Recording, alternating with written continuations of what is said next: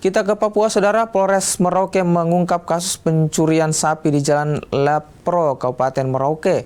Dari pengungkapan kasus, polisi menangkap 10 orang pelaku beserta barang bukti hasil kejahatan. Aksi pencurian hewan ternak ini dilakukan pada 5 Mei lalu di kawasan Jalan Lepro, Kelurahan Rimba Jaya, Merauke. Aksi ini direncanakan pelaku PG dan EM melalui komunikasi di media sosial. Sebelum menjalankan aksinya, para pelaku berkumpul di rumah pelaku berinisial SM.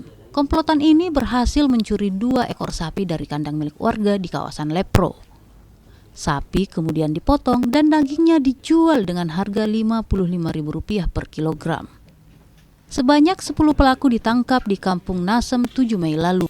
Penangkapan dilakukan atas adanya informasi keberadaan pelaku. Petugas juga mengamankan barang bukti uang tunai hasil penjualan daging sapi senilai Rp3.100.000 dan sebuah timbangan. Kronologis penangkapan yakni pada hari Kamis tanggal 7 Mei 2026 sekitar pukul 6 sampai dengan 15.00 barang bukti yang kita amankan yakni uang tunai sebesar Rp3.100.000. Ini hasil penjualan sapi. Kemudian ada 1 unit timbangan, ya, ini untuk menimbang.